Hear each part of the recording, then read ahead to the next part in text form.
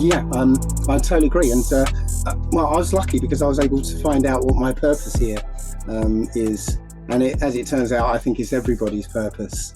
And the words I was given was to help and inspire by just being me. Mm. And the reason why I think it's everybody's purpose is because everybody's unique, right? Exactly. And so everybody can help and inspire other people by just being themselves, right? And being your authentic self. Yes. And it's funny you mentioned you being in World Trade Center a few months before it happened. Hmm.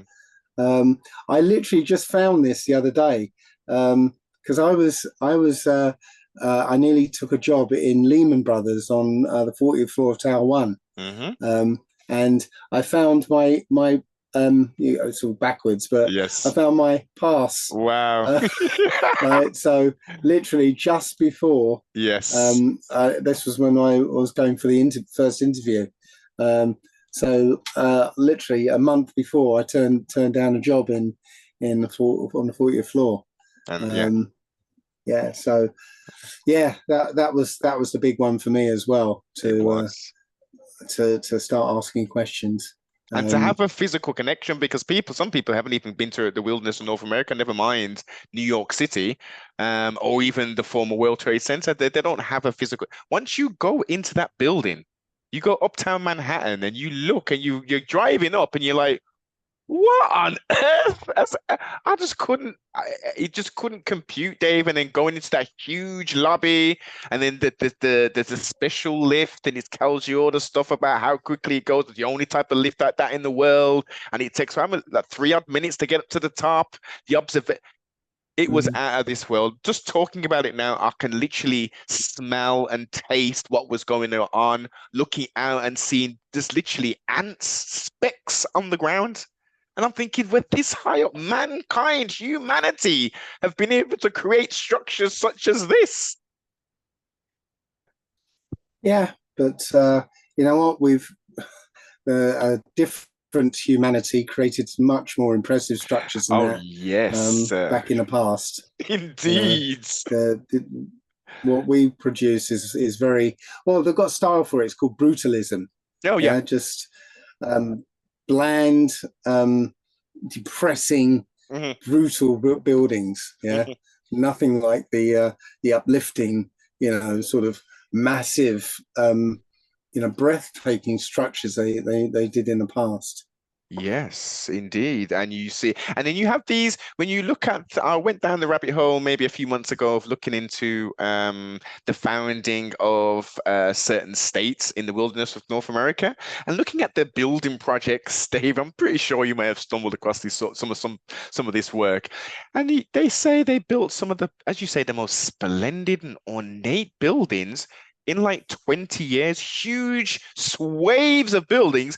And then in like the 1960s, they knock them down and then create something else. And you think, well, that what you've done is just destroyed a perfectly good, beautiful building and have put, as you say, brutalist architecture, which holds no value and no weight, and it will not last and stand the test of time. Right.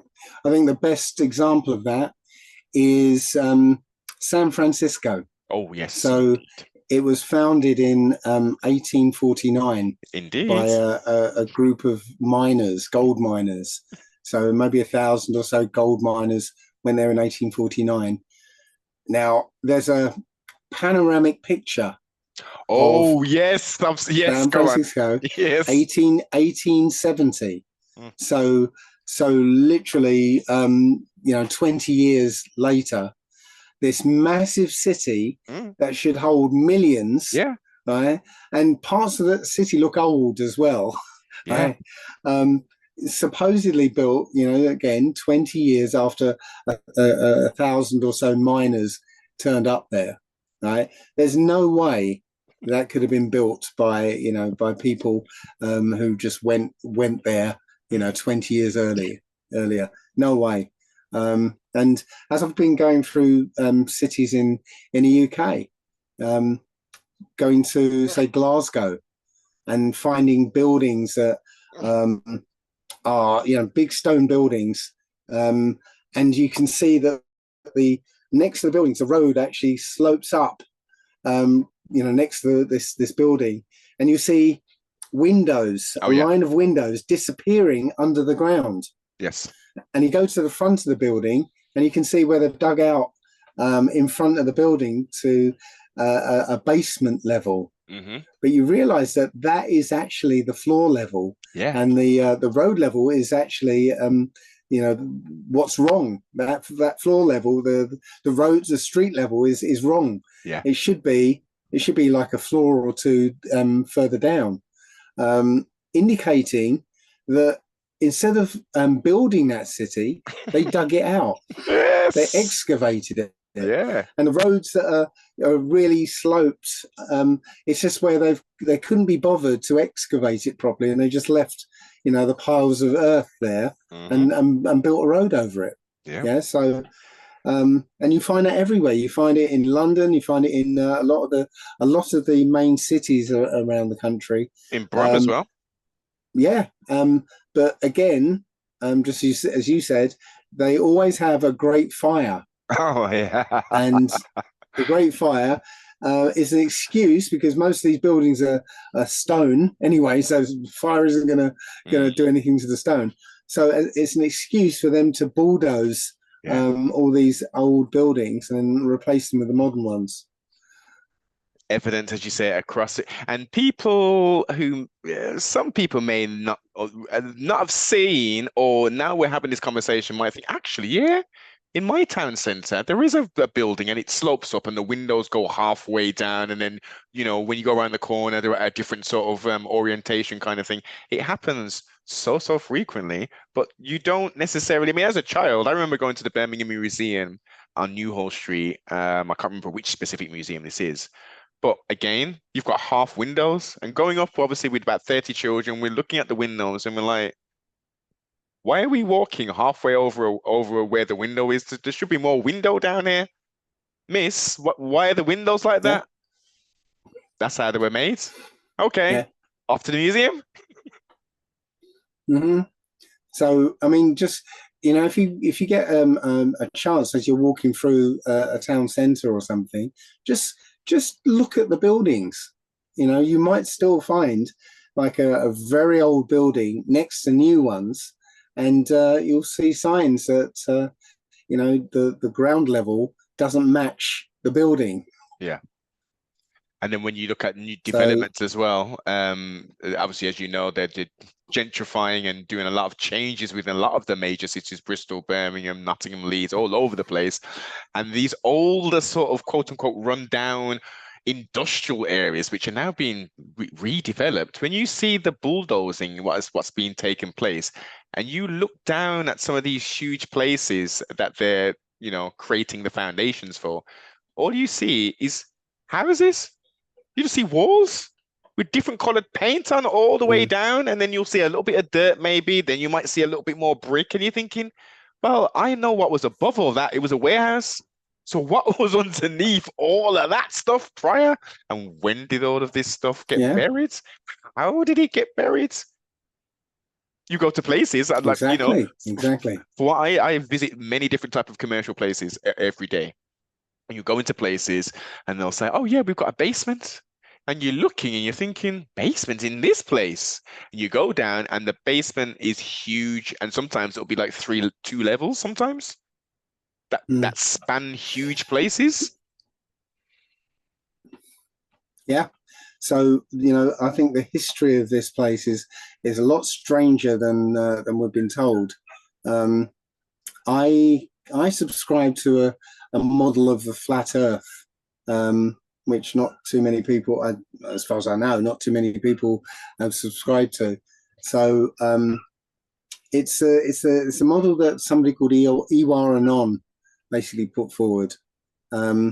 Essentially, if you imagine a large circular lake, okay, and that lake is frozen over totally, okay, and around 1/4 of that lake, there's so one corner of it, there's a heat source, the sun going round, melting out a circular puddle in that lake. Yeah. Yes. So in that circular puddle, is islands that are sticking out of the water. Well, that's our Earth. I get it. That's what we consider our Earth today. Okay. Now the sun is actually going around a magnetic center. Okay, and that magnetic center itself is going around the larger lake very slowly, going around the larger lake, taking the sun with it. Yes. So as the sun moves around, it's melting a different puddle as it goes. Mm-hmm.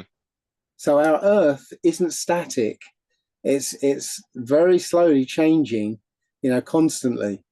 Now, as it moves, certain continents start going under the ice, and new continents emerge from under the ice. Does that fall in line with this Lemuria Atlantis, legends which is out there? Could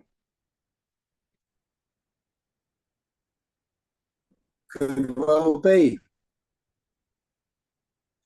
Could well be, because it could be. It was here once, and as the sun moved away, it's now buried under the ice, waiting for the sun to come back and sort of reveal it again.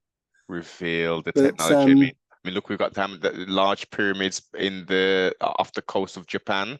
We've got Now, okay, I found this out recently, Dave. The Bosnian pyramid. What on earth is all of that about? They're saying that's supposed to be the largest pyramid on Earth. Yeah, but there's pyramids everywhere on Earth. Yes, everywhere. There's pyramids in China, pyramids in Australia, pyramids in America. It's just that you're not getting to hear about them. And as you said, there's pyramids on the coast, off the coast of Japan. Underwater, Yonaguni. Yes, Yonaguni. So, and there are pyramids under jungle canopies. Exactly. And the Bosnian pyramids themselves looked like it was a hill. A hill, exactly. Well, they call them in America, most of the pyramids, they call mounds, right? And there's a people that they call the mound builders. Right. So it's just, I think it's indicative of a way older culture. Maybe if that's that process of the the Earth moving around the greater, or our Earth, the puddle, moving around the greater Earth, right? Maybe it's done that 3 or 4 times, and that could be indicative of a really, really old culture. And a later culture is responsible for this Greco-Roman type architecture that seems to be everywhere in the world, right? So I don't know if you remember. There's the stories of London when it started getting really cold and the Thames froze over. Yes, and they've got postcards, and we have Christmas cards that denote all of that. Yes. Yes, so there were sort of street fairs on the ice. Exactly. So what if England and London started to go under the ice as the sun started to move away? Yeah, and it got colder and colder and colder. And it wasn't just the Thames that froze over; everything started to freeze, and it got too so bad that people had to leave, and they left, and they found another island that had been revealed by the the melting of the ice. Okay, and they moved to that island, and when they moved there, they found cities already built, and they said, "Well, let's make this one London. Let's call this one London instead." And that knowledge got lost, and now that's it. We've got a new London, New England, and and nobody's any the wiser. What if that's what happens? Now I was looking at this the movement of magnetic north. Oh yes, which would be the magnet. Yes, it would be the magnetic center that the sun and moon are going around. Okay, so magnetic north is moving across the Earth. Now, what I found was it was a chart, like a position chart, showing the movement of magnetic north from 1900 to 2020. Okay, and so it was kind of split up in several. It was like a line with like spots on it where which was marked with a date, a year. Okay, yeah. So it turns out that the distance between 1900 and 2000 was the same distance as 2000 to 2020.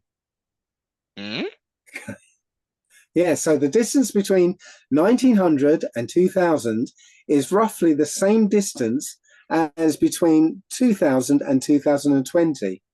So my mind's spinning all over the place based upon what you've just said then. So automatically, right. So go on, explain before I interject. It's saying that this movement of the pole isn't smooth and geometric. It's literally accelerating, speeding up. That's right? That's exactly where I was going. Yeah. Right. So I think I put together a video or a talk where I show that over 100 years it was that speed. Over 40 years it was getting faster in a shorter amount of time. So it's accelerating. And so what if instead of a slow kind of transition from one kind of area of the Earth, or the greater Earth, to the next, instead of a slow transition, maybe it just speeds up, and at the end it's like a very fast catastrophic change, meaning that people will have to, swaths of people have to move, and lots of people, unfortunately die because it happens so quickly that people don't react fast enough. Because it seems about 500 years ago, that's exactly what happened. There was this idea of lots of diseases that was killing people, or loads of people died, loads of people moved from one place on Earth to another. Yes. And there's a bit of it's a bit hazy what it was all about, which means the information about it, has been sort of tampered with.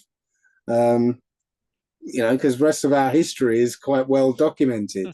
But I think it's called a general crisis of the 1700s, something like that.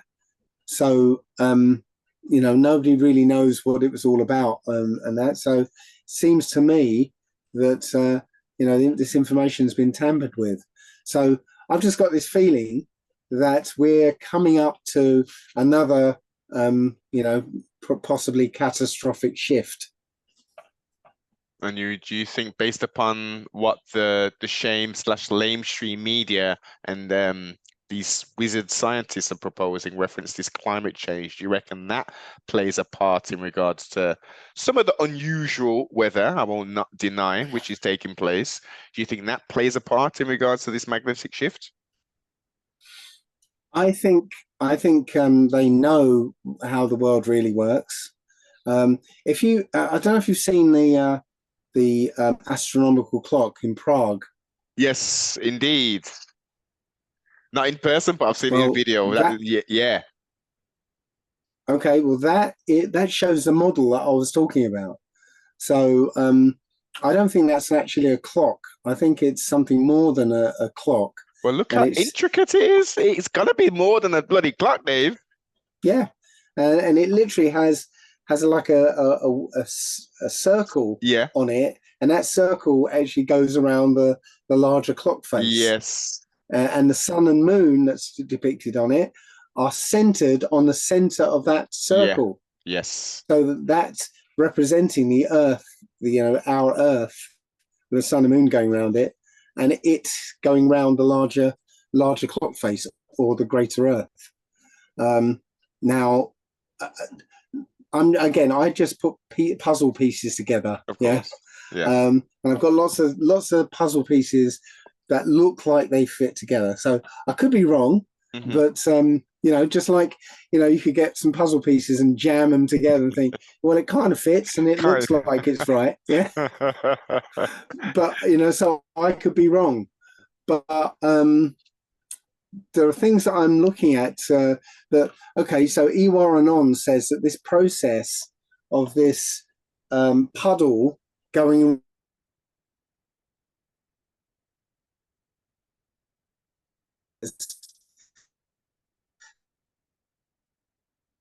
age to the next, so whatever, Sorry, I Dave, don't know, whatever amount of degrees that is. Dave, repeat that again. Sorry? Sorry, you broke up a bit then. Can you just repeat that last part again? All right. So according to Iwar Anon, he says that it takes 2,160 years to go from one zodiac age to the next. Yes. So sort of from, it's separated into 12 zodiac signs. So you go from one zodiac sign to the next. But I think it takes 500 years to go from one to the next. I just by looking at the last catastrophic event. Oh, that's where you're marking it. Yes, I get I get the chain of thought where you go to the 500. Yeah. And then going to the Old Testament, it says that essentially we've got 6,000 years of rest. Oh no, 6,000 years of work and strife, and then 1,000 years of rest. So the Bible says that my spirit shall not always strive with man, for his days shall be 120 years. Exactly. Well, I'm thinking maybe it's not years, because the Bible doesn't talk about years so much. It talks about jubilees. Oh, of course, it marks time in jubilees. Yep. So if there's 120 jubilees, well, 500 years, right, times 120 is 6,000. Sorry, 120 times 500. So it's a bit more to it, and I've put it all together in a presentation. But I get the feeling that that zodiac wheel is separated into periods of 500 years, totaling 6,000. We're coming up to the end of the 6,000 years now. So it's the end of the age, and I think there's some calamity coming, which they've known about. Yeah. I think do you remember the seed bank? Of course, yes. Yeah. It was Alaska or something like that. No, I think it was Norway or somewhere like that. Somewhere, yeah. So I think they've been preparing for this calamity. They call it Noah, don't they? Noah seed bank or something. I'm sure they've tied it to some kind of biblical character. I think it's called Svalbard or something like that. Maybe I'm thinking about something else then. Noah is the atmospheric, National Oceanographic and Atmospheric, something like that. Yeah. So I'm probably not describing it very well, but I just think that we might be heading for a bit of a calamity that they know about.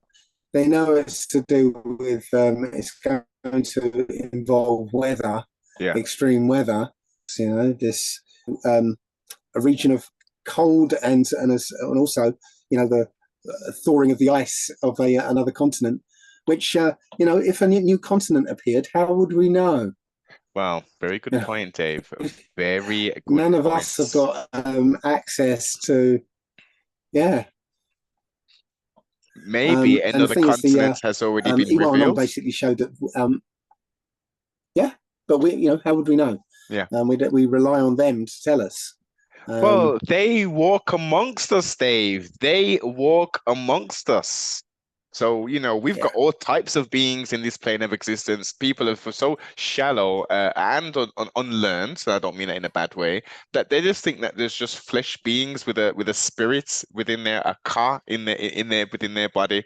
That there's beings down on this plane of existence that have nothing to do with the creation of Genesis or anything like that. We have the mixture of fallen that walk amongst us. I think there's five types of beings here, to be honest. I think that Genesis 1:27, where it says, "Let us create man in our own image," I think that was a creation of what we would call Neanderthals. Yeah. Come Okay. on. Yeah. First creation story. So Mm-hmm. yeah, so then in Genesis 2:7, Adam was created. Exactly. Right. So now you've got Neanderthals and then man. Yes. Right. Then from Genesis 6:4, you had the mixture of angels and humans. Indeed. So now you've got the Nephilim. Mm-hmm. Yeah. I believe at the end of the 1800s and the beginning of 1900s, you had a whole load of clones created. Those so baby incubators. The incubator babies. Yeah, there we go. Yep. Exactly.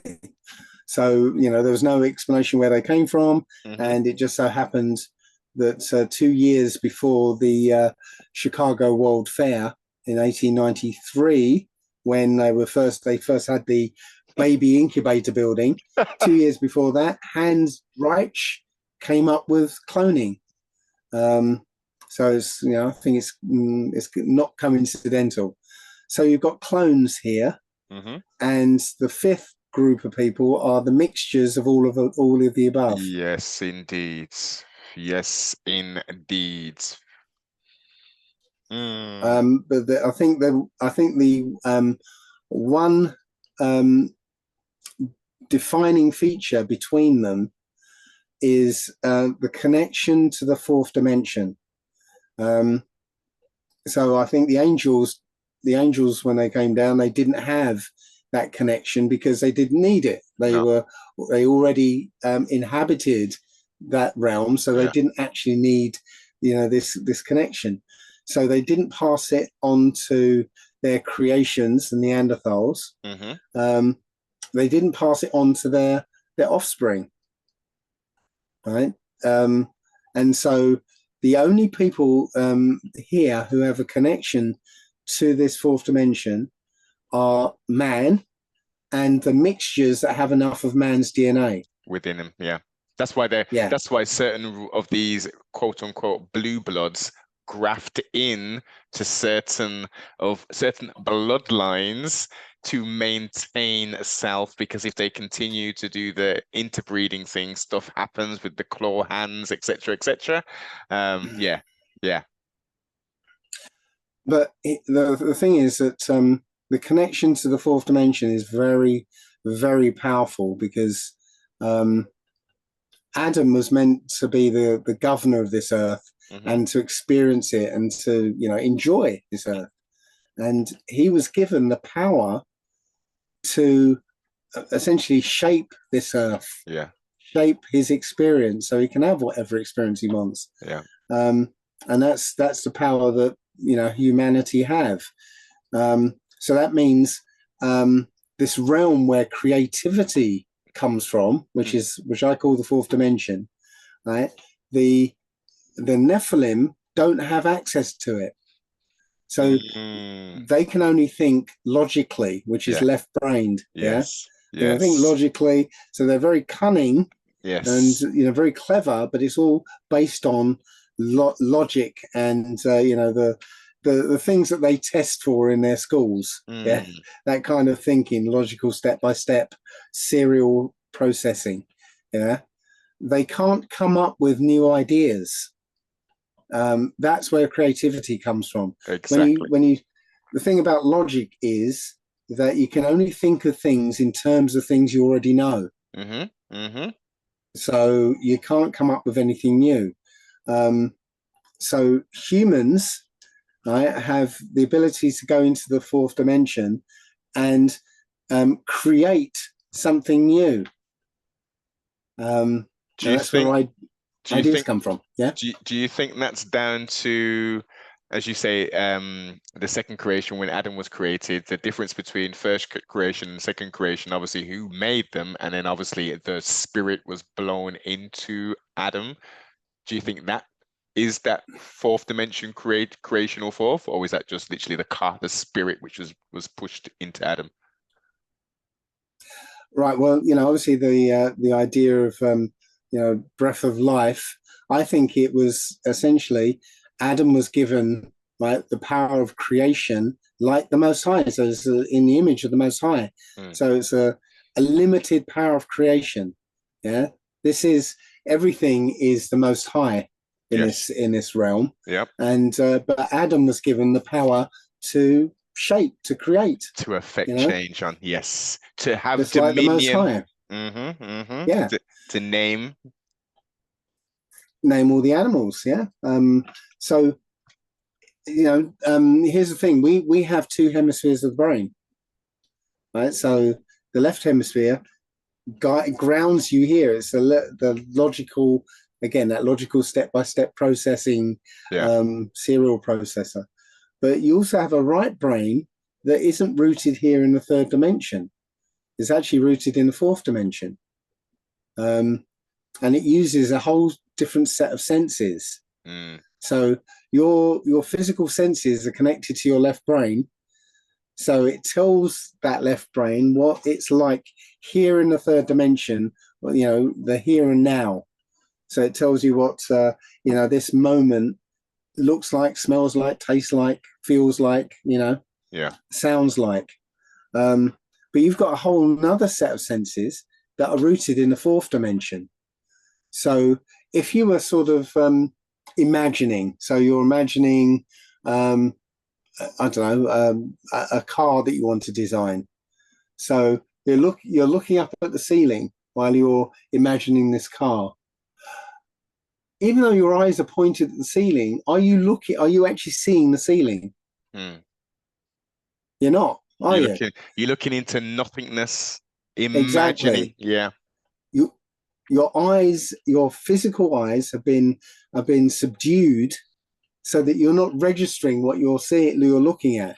And if you look at that in more detail, when people are going into imaginative modes, they don't look down, do they? They generally look up, and it's is it left or right, or however it is, that you'll generally look up. Now, up is going to have there's less detail up above you. So that then calms the mind, I guess, and gives you a blank canvas to then have the imagination projected onto, of sorts. Indeed, it's like looking up at the sky or the ceiling, which is usually blank. Yeah. Or a blank wall or something like that. Yes. That's something that doesn't stimulate your eyes so much, so that they're suppressed, and also your hearing suppressed, because when I'm in that sort of daydreaming mode, you could go, Dave, and what was that? Yeah. So my hearing is suppressed. All my senses are suppressed because my focus has been shifted away from the third dimension into the fourth dimension, where I'm actually building something. Right? You imagining something in the fourth dimension is an action. Right, so it's just as much of an action as me bashing this table. Yeah, right? That's an action in the third dimension. But you imagining something in the fourth dimension is an action. It's a creation, right? So if you're designing a car, for instance, right? You're building a hologram of a car in that fourth dimension with your imagination. Yes. Okay. Now, the thing about the fourth dimension is whatever you build over there is going to appear in the third dimension at some point. So, it's like a cause and effect. Yes. Yeah. Action, reaction. Yeah. An action over in the fourth dimension causes a reaction down in the third. which makes perfect sense. Well, I had an example of that where sort of years ago, I decided to design a car because there weren't any two-seater sports cars around anymore. Nobody's making them, and so I designed this car. I spent ages, and I ended up building a 1/5 scale model of this car. Yeah, it was really good. I made a really good. I think I made a really good job of it anyway. So I was going to build this car out of a Volkswagen Beetle, and build a new sort of shell for it. Yeah. But then my daughter, my wife got pregnant with my daughter, and it became too expensive a hobby. Of course, it would be if you got a child coming, Dave. Not my words. Let's put it that way. So I couldn't build my car, but 7 years later, I'm walking down a street in New York. I look down and there's my car. Yes. Exactly the car I designed. Right, was sitting there. It was a Mazda MX-5. The old MX-5s, yes, indeed. Yeah. So now, Dave, let me just say something to you. MX-5, to me, flashes back to the TR7. Remember the TR7? Yeah, I had one. Oh my! I used to, obviously, the little bit of age between me and Dave. I was a youngster when there was. There's no way I could even have a license. So when I used to see those things, I used to think they were the bees and knees. Yeah, they were. Yeah, they had their problems, but yeah, I was into two-seater sports cars, so I had a TR7, I had a few Spitfires, I had an X19. Ooh. Yeah, so yeah, that's what I'm saying. When I designed that car, and this is a freaky bit of this. Did I design the car, or did I see it in the future where it already existed? Oh, so okay, right? Because as soon as I or anybody conceive that car, then there's a high probability that it's going to exist in the future, the moment that I conceive it. Yeah.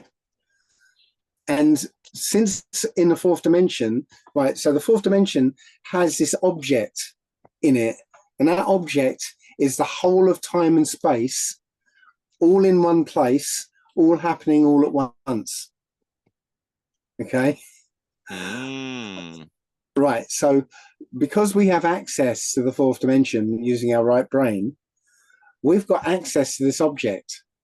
So we can see anything, anywhere in the whole of time and space. So I just actually released a video because I noticed that since I started talking about this, a couple of days ago, Greg Braden, some guy who's in the New Age kind of movement, he's literally described exactly what I was talking about. So what I was talking about was, okay, when I help people with their traumas, with depression and stuff, yeah, I kind of did explain that they usually go back to you suffering a trauma when you're a child, and when you experience this trauma, this child creates a program that runs in the back of your mind, trying to protect you from ever having that trauma again. Indeed. But that program has a child's mentality. Of course. So I tell people, when they figure out what that trauma was, I get them to imagine that themselves as an 8-year-old, or whatever age it was standing in front of them, and you parent that child. So you should tell that child what that trauma really was, because obviously that child doesn't have a full grasp of what happened to it. Indeed. Right? So when you teach that child, the child learns, and then the trauma goes away because it realizes, oh, I got it all wrong. And are you doing this in the fourth dimension, or is this, as you say, a counseling session? Well, if I'm helping people, that's what I tell them. Okay. But what's actually going on is that when you do that process of imagining yourself as an 8-year-old, Hmm. what you're actually doing is you're going into the fourth dimension, into that object that represents the whole of time and space, all happening all at once. You are delving into you and connecting to you when you were 8 years old, Okay. because it's happening at the same time. It's Yeah. happening now, so you are literally connecting to yourself as an 8-year-old, and you become the voice in that 8-year-old's head that goes, you know what, don't worry about it. It's Yeah. not your fault. Mm. You're only a So child. you actually heal that child, in real time, Hmm. Hmm. that heals you in the present. In the present. Oh shit. That's like that reminds you of like Interstellar. Yes, exactly. It is, because again, all in the fourth dimension, all time and space is happening all at once, and you have access to that object, right? So literally, you are your higher self, because it's just you in the present talking to you in the past, because you're now at a much higher level than you were when you were 8 years old. That is an excellent piece of advice, that is. And well, not even a piece of advice, an excellent process for someone to experiment with and to see, because there are so much traumas that people and actually that may be difficult if you haven't identified what your trauma is, but if you can, that'd be something very serious to Well, to to, to yeah, examine. I help people figure out what that trauma was. It's quite easy, actually. Well, not quite easy, but you listen to your self-talk. Yeah. So when you hear yourself saying negative things about you, actually listen to it. Actually listen to what it's saying. Um, I actually found out. Uh, okay, I found one thing that happened to me when I was working in an eco village and building a kitchen with a whole load of other people. And one day I got up early, started working in the kitchen, and an hour later I'm still the only one working in the kitchen, and I can hear in my head, why am I the only bastard working? It's always me. Why is it always me? I bet they're all lazing about and leaving me to do everything, and so I can hear myself, yelling and screaming in my head. Hmm. And I was thinking, wow, I sound really angry. So I sat back and carried on working, and I just listened to this voice, and then it occurred to me, if I'm here listening to this voice, who's the voice? So I realized that it was this child program that was Mm. running. And I was thinking, well, where's this voice coming from? And then I recognized that phrase, why is it always me? And what I realized was, oh, when I was a child, because I was the eldest in my family, whenever I was out with my brother and sisters and anything happened, Mm. whose fault was it? Of course. Yeah, who was responsible if anything got broken? It was Dave, always me. Why is it Dave. always me? Why is it always me? So Dave, that do it. program, yeah, that program has been running in the back of my head for years. And so yeah, I figured it out just by listening to that self-talk. So, question based upon that, how do you differentiate the two voices?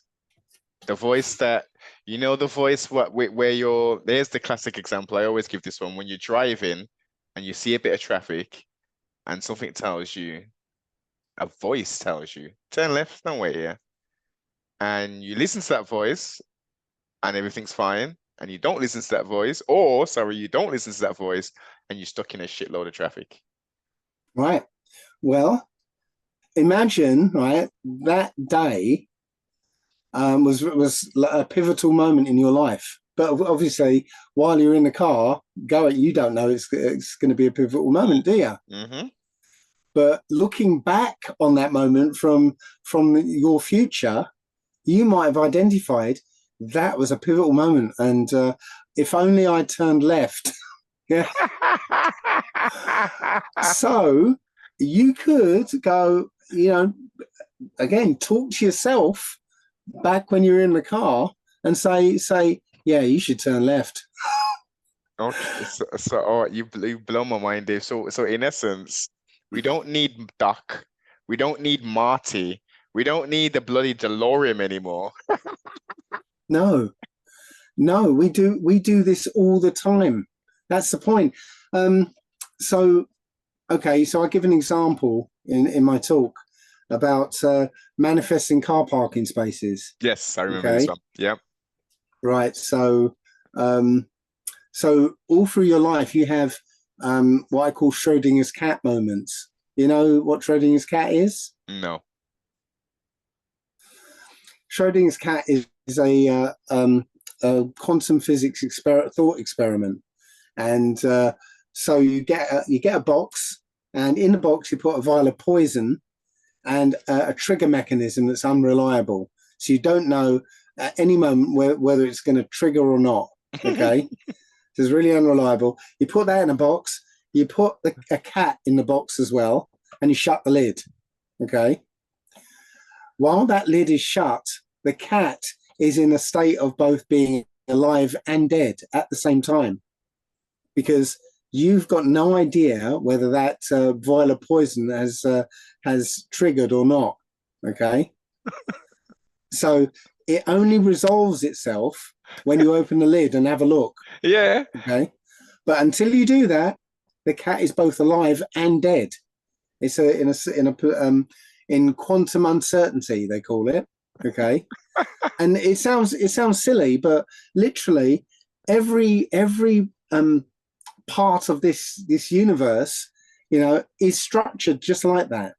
Yeah, it's in a particle is either in one place or another. Right? Yes, I see where you're going. Yes, At the yes, same time, yes, but yes, it only resolves into one position when you look at it. yes, Okay, yes. right. So all through your life, you have these moments, Schrodinger's cat moments, where when you when you're going to make a decision, right? That moment before you decide, okay, you're in a quantum uncertainty where both decisions are true, but it only resolves itself when you pick one and decide on one of them. Mm-hmm. Okay, so that's the Schrodinger's cat moment. So let's imagine one day, where later on in that day we're going to both go to Tesco's, right? Yeah. Right. So under normal circumstances, right, you turn up, in the morning decide, what am I going to have for breakfast? I can either have a banana or cereal. And under normal circumstances, you have cereal. You leave later on to go to Tesco's. And when I get to Tesco's, your car is parked in the space that I usually want. So I have to find another space. Okay. But now, just before I set off for Tesco's, what if I decide, you know what, I want that space? So what happens is, the moment I request that space, that Schrodinger's cat moment in your, earlier on in that day, right, gets altered. So instead of having cereal, you have a banana. So you leave the house 5 minutes earlier. Mm-hmm. So you get to Tesco's 5 minutes earlier. So when I arrive, you're just pulling out. All right. So if I got the initial part right, why would he eat the banana and go to Tesco's if his initial plan wasn't to go Tesco's because he had the cereal normally? Well, no, you're going to Tesco's no matter what. Regardless. Okay, yeah. Right, but that morning you decide you're having cereal. But Okay. as soon as I want that car parking space, the decision you make is have the banana. And it wasn't that I altered it. I didn't alter it. You always chose the banana. That's what happened. Because again, all time and space is happening all at once. So the moment I choose to get that parking space, that moment that I choose, I say I want that car parking space, is the same moment that you chose the banana. So I didn't alter. I just, that's just the way time has turned out, as it were. So do you think some of these beings who are mixed with some of humanity are utilizing that element of the fourth dimension to financially get themselves into a much better situation? I think that yes, they've got to an extent. I think they've had because they mix with us. Some of their people have got our abilities, and they use that. But I think they've also created technology to do that. So when you do that, when you sort of manifest a car parking space, right, you're doing it naturally, right? You're arranging so that you can have the experience you want. And so when you make that change, it's like you're going into the pattern and with a scalpel, and you're making a tiny little incision, and that little tiny change, right, causes very few ripples. Yes. Okay, because at the end of the day, what you had for breakfast isn't going to change the world. Right? There will be tiny ripples for you leaving the house early, but they're going to be really tiny. So I believe that they've created the quantum computer. I think the quantum computer does the same thing, but because it's technology, it's like going into the pattern and blasting it with a sawn-off shotgun. Yes. Yeah. So the ripples are much larger. Yeah. Right? And sometimes we notice the ripples. So we call that the Mandela effect. Okay, Dave, with that actual titleage, I get some of the things in regards to the theory, not necessarily the theory, but the effects of it. But hand to heart, I don't recall Mandela getting having any news of Mandela being dead and then now being alive and stuff. I remember some of the other things I can think. Oh, that the skirts, Britney Spears, or a little bit the Fruit of the Loom thing, kind of. Even though I do have a Fruit of the, this is what's mad as well. Now, this kind of answers the question of sorts in relation to the fourth dimension, but I've got 2 Fruit of the Loom. Now, in the 90s, early 90s, 80s, when we used to buy clothes, as long as you looked after them, they would last until now, right? Yeah. So I have a Fruit of the Loom jumper.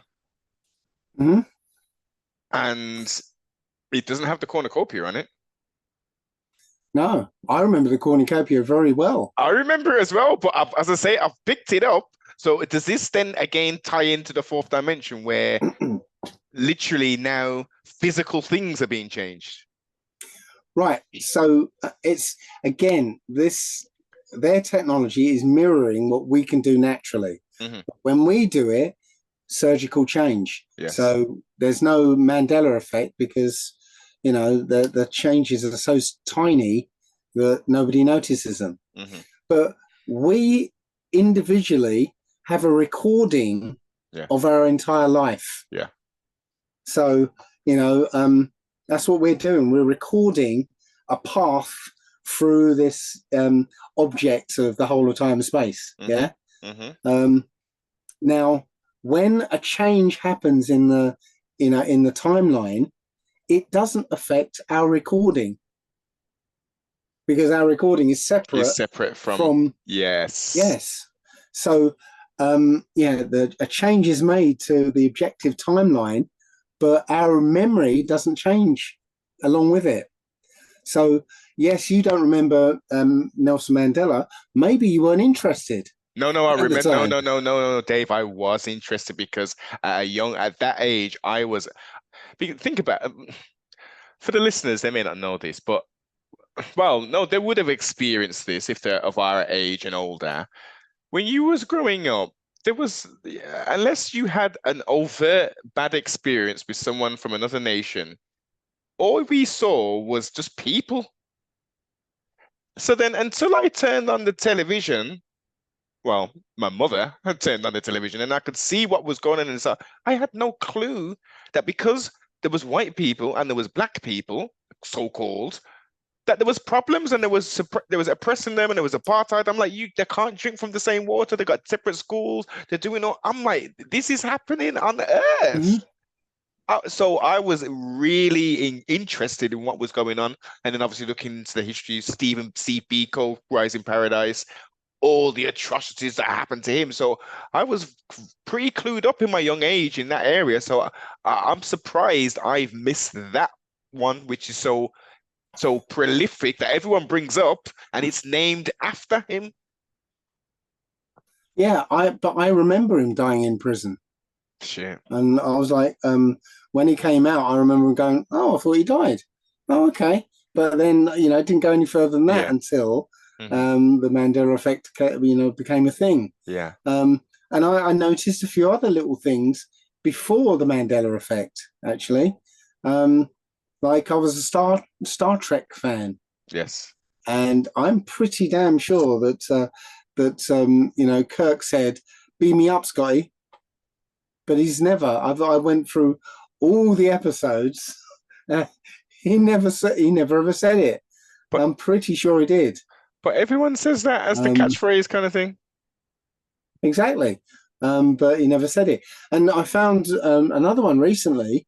Um, again in Snow White. Yeah. What's the song that the dwarves sing? Oh There's a shit. famous song. I haven't watched it since I was a youngster, so I can't remember. It starts with hi ho. Hi ho, it's off to where we go. Yes. No, No, no, it's no. not. So, No. It's home from work we go. all right then. Okay then. All right then. So let me maybe explain this outside of what you've said. Some obviously coming from accents and stuff. Sometimes we'll hear if it's not English. Come on, don't shake your head, Dave. Come on, let me do this one, and you'll hear an No, accent. because no, it's not accents. It's not accents because we all heard the same thing. Yeah. And we all understood the same thing. Yes. And when you hear it, right, there's no mistaking. They're saying it's home from work we go. And it's like, okay, no, we remember it just like we all remember Mirror Mirror on the Wall, Oh, of right? course. And it Yeah. was never Mirror Mirror on the Wall, right? We remember that the big joke in Moonraker was when Jaws smiled at this little girl, little woman, Yeah, and yeah. she smiled back with braces in her teeth. Braces, yeah. That's when they fell in love. Now she doesn't have braces. That Yeah. whole joke just doesn't happen. Yeah, because his jaws with the metal teeth, she's little tiny with braces. With braces, again, Mm, metal teeth, they fall in love because yeah, of the metal teeth. yeah. But now she doesn't have braces. That joke doesn't happen anymore. And I remember going to the cinema and everybody cracking up at that joke. Yeah, yeah. So, there was no point in that scene Mm, if not for that joke. mm. So no, there's definitely something happening. And I believe it's them mirroring what we can do naturally with technology, and we're able to see the aftermath of them fiddling around with time, Hmm. because it causes such large ripples. Now that falls in line with, I think, a statement I made earlier in regards to technology and us as the sheeple of sorts, getting technology 40, 50, 60 years later. Clearly they had some form, whether they called it AI technology back then, to be able to do the things which we're highlighting now over the period of time before the rise of the and we're talking before the www dot, before the World Wide Web. We're talking about these things were taking place. So Yeah. clearly, no, okay. So let's move this one slightly over then. So AI technology, this is the fallen technology, demon technology, right? Hmm. So this is like Azazel teaching women how to beautify themselves, etc., etc. That kind of level of Well, I think personally, I think that AI at the moment is just clever language manipulation software, you know. But I think what they're doing is getting us ready for this idea of a thinking machine, Mm, which isn't really going to be a thinking machine at all. It's okay. going to be a consciousness held by technology, which will, and this consciousness will have a direct connection to the internet, and so become like the Most High. That is Transhumanism. knowing everything, having eyes everywhere, because it's got a connection to every camera in the world. Yeah. So this entity will be like the Most High. But the technology is more like an antenna that receives this consciousness. So does that fall in line with the, as the New Agers call him, the Maitreya or the Antichrist? Well, you could call it that. It's just one of the angels, really. Yes. The chief of the angels. And if they get their way with this idea of transhumanism, which isn't what they portray it to us as, transhumanism really is them having the ability to upload us, exactly, upload our essence into their system. Yes. And just to go by their New Testament playbook, that once we get uploaded to their system, it's going to be so horrible in there that we'll want to die but can't. Because once you're essentially software in a system, exactly, and you're sentient, and you want to get out of it, but they control the system, and if they don't want you to die, you're not going to die. Zeros and ones, that's what it comes down to in that respect. Essentially. But it's just essentially what our computers are doing now is mimicking the hologram that we live in with its own sort of lesser hologram. You see what I'm saying? It's like we live in a holographic, fractally based realm. Yeah. Right? And now we've got computers that can simulate the same realm that's above it.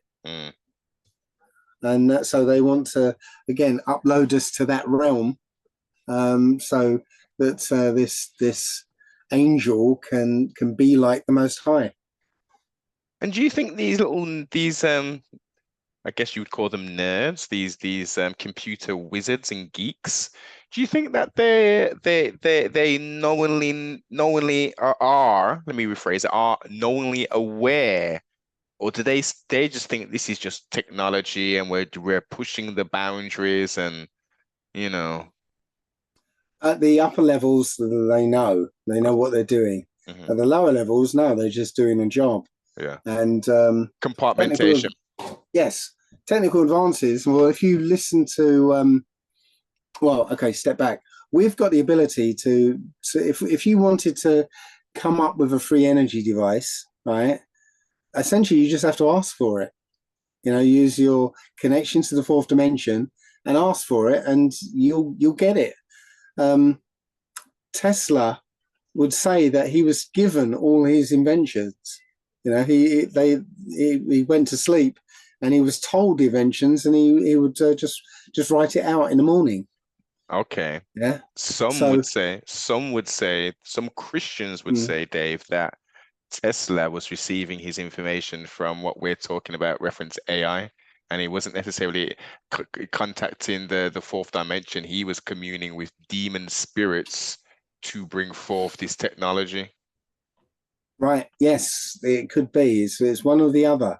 Yeah. Good points. Because so from what I've researched about the fourth dimension is that if you go in naturally through sleep, imagination, daydreaming, that sort of thing. Yeah.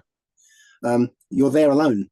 You're there alone, and you've got access to things, and the whole of time and space.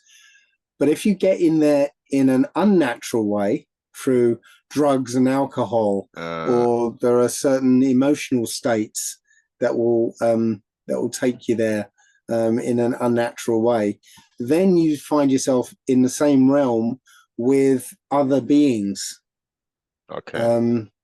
So yeah, if you take DMT, or you take LSD, or any number of the powerful hallucinogens, ayahuasca, you get into the same fourth dimension, but there are entities there, And I personally think that all these entities are not not your friend. Well, no, because remember, Um, Dave, they always appear as little gnomes.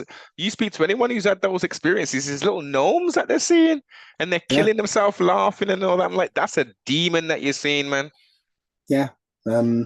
So yeah, uh, if you get in it naturally, it's just you. But yeah, artificial means that again, think about it. The artificial means have been provided for us, Oh, and yes, been made addictive so that indeed. yeah. We partake as much as possible. One last question, sir, as we wind this down. I don't want to take too much more of your time. Astral projection and the fourth dimension. How do those two things tie together? Well, again, you have full access to the whole of time and space, Hmm. yeah, as an object, all happening all at once. So you can link to anywhere, anywhen, right? But you've got to be able to conceptualize that anywhere and that anywhen. Yeah. Yeah. So if you've never been to a certain place, you've got no idea of that certain place. Well, there's no link for you to get there. Yeah. Yeah, you have to be able to conceptualize it. As Terence McKenna actually said about this realm, he said like 99.9998% of the information in that realm is inaccessible to you Oh, yeah, yeah. because you don't have the consciousness level to understand it. Hmm. Right? In order to understand the unexplainable, you have to have a metaphorical bridge to it. You have to be able to say it was kind of like this, or it was sort of like that. Yeah, yeah. Right? Unless you can do that, then you can't conceptualize it. Right? So essentially, with this object, this whole of time and space, if you decide I want to fly over, I want to feel what it's like to fly over the Eiffel Tower. Well, we know where the Eiffel Tower is. You've got a frame of reference for that. Yes, indeed. Yes, and you've got an idea of what it feels, it might be like to fly over Yeah. the Eiffel Tower. So then you can actually drill into, the Eiffel, the Paris. You could say, I want to fly over the Eiffel Tower today, right now, here and now. Yeah. And so, yeah, you're doing it. The power of now. As a man thinketh, so it shall be. Indeed, indeed. That's the big secret. Well, one of the big secrets. Except there's so many. There's not just the one big secret, is there? Before you could kind of say that, but no, there's so. It's like a Victoria sponge. It's like having 10,000 Victoria sponges stacked on top of each other, and we can expedite that number by another 7,000 zeros, layers upon layers upon layers upon layers. To get there. It's not just going to be one thing. It's not going to be one thing to make self better. It's not going to be one thing to improve your I'm speaking to the wider populace, your situation spiritually, financially, emotionally, relationship wise. It's going to take a multiplicity of simple steps, being consistent, being dogmatic, and looking in the mirror and being confident with yourself, realizing that is me, that is. I don't need to flip in, get the crack phone out and endlessly spend hours scrolling through, vicariously living my life through these so-called influencers and entertainers. I'm happy with my life. Why am I happy with my life? Because I know now who I am. I don't need to portray anything. I'm just me. I'm the authentic me. But if you know also the powers that you have, how they work and how to access them, well, you've got no need for any of the negative emotions. You've got no need for envy or greed or hatred or any of that because, at the end of the day, you've got access to everything. So, if you understand how you can sort of utilize that, then you're now a superhero. Exactly. A real life superhero, Dave. a real life one. And as Spider-Man says, with great power comes great Mm, responsibility. You yes. know, so knowing that as soon as you try and use this power for evil, Hmm. it's going to backfire on you. Yeah. Yeah, Yeah. so why wouldn't you be a superhero to help everybody else? This is it. It's the communitarian family group I want for my brother and sister, that which I want for myself. It's that old school. It's that old school vibe, man. Let's go back to the old days where people actually valued a person, not for their personage, i.e., Dave's got a nice suit, always nice and clean, nice shoes. No, no, no. Dave is a nice person. He does the best that he can do and helps people. These are the endearing qualities. Oh, Sarah, she bakes wonderful cakes. That's her thing. Noble, he can do the gardens very good. You got some problems with your garden, he'll go around there 2, 3 weeks, your garden sorted. These are the things, these are the Mm, joys, these are the successes, these are the things that we need to celebrate. Oh, you can sew and you're a man. There's nothing wrong with that, being a tailor. yeah, Well, come on. Find what yeah, you love, find your passion, find you. And most importantly, especially for the women and for the men, but especially for the women, love yourself, man. You just don't need to put stuff in your lips. Don't need to put snake venom into your face, tattoo eyebrows on, and all of this stuff.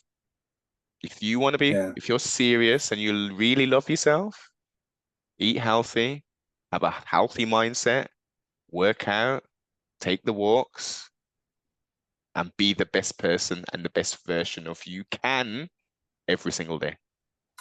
And there's one rule out there that whatever you're seeking is also seeking you. Hmm. Yeah, so yeah, you'll find if you're looking for someone, you'll find them. And again, I'm living proof of that as well. Indeed. As usual, Dave, you've knocked it out the park, as the Yanks would say. Um, Thoroughly enjoyed the conversation as usual. I will make sure I put the links below in the description.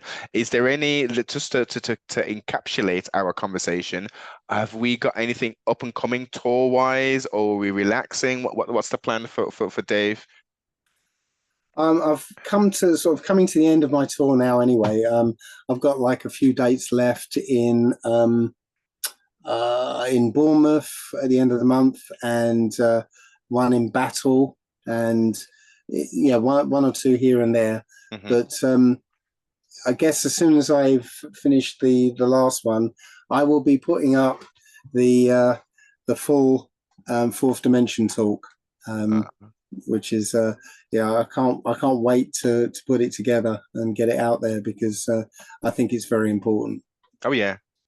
The majority of your work, if not all of your work, is important for people, depending on what stage they were at. Some people are just stumbling across Dave based upon your flat Earth uh, journey and information and activism.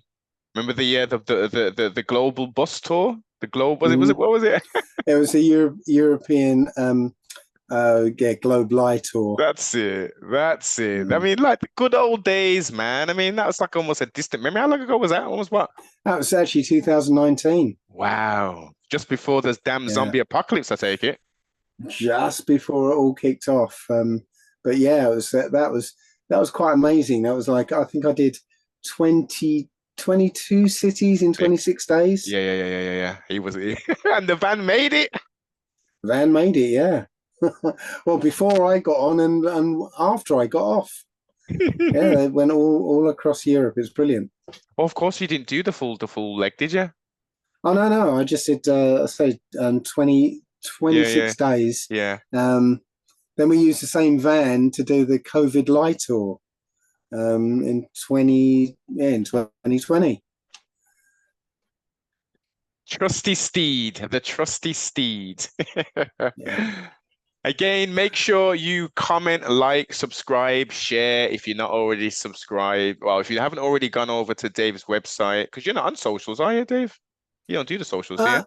I'm on YouTube, Rumble, and BitChute and Yeah, Odyssey, and I do post stuff to Facebook occasionally, and I think that's about it really. I don't do any other ones.